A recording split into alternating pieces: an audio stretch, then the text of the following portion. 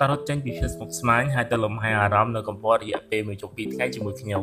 វីដេអូនេះនឹងនាំអ្នកទាំងអស់គ្នាទៅកំសាន្តតាមរមណីយដ្ឋានជាប់មាត់ទឹកអាចឲ្យអ្នកទាំងអស់គ្នាអាំងសាច់ញ៉ាំជុំគ្នាកយគុណទេសភាពដងព្រែកអមជាមួយទេសភាពភ្នំដ៏ស្រស់ត្រកាលជាមួយនឹងថ្ងៃលិចដ៏ស្រស់ស្អាតហើយវីដេអូនេះផងដែរក៏នាំអ្នកទាំងអស់គ្នាឲ្យស្គាល់កោះមួយកន្លែងដែលមានទេសភាពស្អាតនិងម្ហូបឆ្ងាញ់ពិសាជិះកាត់តាមផ្លូវជាតិលេខ3ហួសពីជាតិលេខអង្គសោមប្រមាណ1 គីឡូម៉ែត្រយើងក៏បានឃើញកន្លែងលក់បាយគុយទាវព្រឹកមួយកន្លែងហើយសូមអធិស្ឋានទាំងអស់គ្នាដែលខ្ញុំមិនបានថតឈ្មោះហាងប៉ុន្តែគាត់តែដឹងថាយើងជិះហួសពីវិទ្យាល័យអន្តរសោមប្រមាណជា1 គីឡូដីយើងនឹងឃើញកន្លែងលក់បាយគុយទាវមួយកន្លែងដែលមានជាប់ជាមួយនឹងម៉ាតលក់អីវ៉ាន់គុយទាវនៅកន្លែងនេះមានរសជាតិអាចទទួលយកបានមិនត្រឹមតែគុយទាវឆ្ងាញ់ទេក៏មានសតិចិញ្ចឹមស្អាតៗជាច្រើនផងដែរនេះគឺជាកន្លែងទី1ដែលពួកយើងបានចូលលេងសម្រាប់ដំណើរកម្សាន្តមួយនេះដែលមានទីតាំងនៅខេត្តកែបជារមណីយដ្ឋានធម្មជាតិប៉ុន្តែក៏មានបែបកែច្នៃមួយចំនួនដែលតុបតែងលម្អជាមួយនឹងទេសភាពធម្មជាតិមានហាងកាហ្វេនិងជាមួយប្លង់ថតរូបស្អាតៗកាត់មកដល់ចំណុចនេះគឺជាច្រកចូលហើយទីនេះមានឈ្មោះថាកាហ្វេលើភ្នំ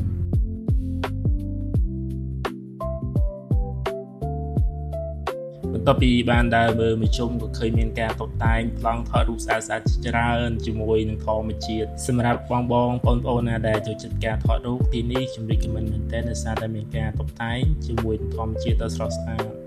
ទេសភាពទៅខាងក្រៅក៏ល្អព្រៃឈើក៏ខៀវស្រងាត់ហើយឯទ្រីងនៅទីនេះវិញមានតម្លៃសមរម្យហើយមានរសជាតិឆ្ងាញ់ដល់មកដល់ទីនេះកុំរំលងពណ៌មើលទេសភាព360ដឺក្រេនៅឈិនជាតិមានគូប្រយ័ត្ននៅពេលអាកាសធាតុមិនល្អឬក៏មានភ្លៀងធ្លាក់ដល់ផ្សារសាមគ្គីយើងក៏បានចូលទិញអាហារសម្រាប់ត្រៀមថ្ងៃនេះចង់ចាំលំហែជាគោលដៅទី2របស់ពួកយើងដែលត្រូវស្នាក់នៅយប់នេះមុនពេលសម្រាប់ចាត់ check in រីសឹបបាននាំពួកយើងដើរមើលបន្ទប់និងទីតាំងមុនពេលសម្រាប់ចាត់ហេតុផលមួយចំនួនដែលធ្វើឲ្យពួកខ្ញុំសម្រាប់ចិត្តជ្រើសរើសទីនេះសម្រាប់ការស្នាក់នៅដោយសារតែទីនេះមានខ្យល់បរិយាកាសល្អទីតាំងស្អាតហើយបន្ទប់ក៏មានតម្លៃសមរម្យផងដែរមិនមែនត្រឹមតែហេតុផលប៉ុណ្ណោះទេទីតាំងនេះពិតជាអំណោយផលមែនទែនសម្រាប់ការធ្វើម្ហូបការអាំងសាច់ក្នុងការជួបជុំគ្នារបស់បងប្អូន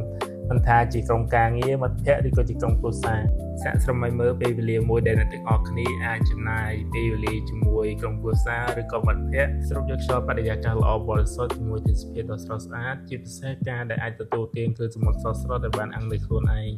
ការសាងអនុស្សាវរីយ៍ជាមួយមនុស្សជាទីស្រឡាញ់មិនមានច្រើននោះទេដូច្នេះការជ្រើសរើសទីតាំងដែលសមរម្យគឺជាការចាំបាច់បំផុតនេះជាថ្ងៃទី2សម្រាប់ដំណើរកម្សាន្តមួយនេះបន្ទាប់ពី check out និងទទួលទានអាហារពីព្រឹកនៅក្រុងហើយពួកយើងបានបន្តដំណើរមកហាងកាហ្វេមួយកន្លែងកាហ្វេនេះមានទីតាំងផ្លូវទៅទឹកឈូហើយសម្រាប់អ្នកដែលញៀនកាហ្វេដូចពួកខ្ញុំមិនដែលចោលទេកាហ្វេនៅពេលខុសប្លែកពីកាហ្វេរដងទីនេះមានទេសភាពស្អាតការីកក៏ល្អជាពិសេសអាចស្ដាប់សំឡេងទឹកហូរក្នុងពេលអ្នកទាំងអស់គ្នា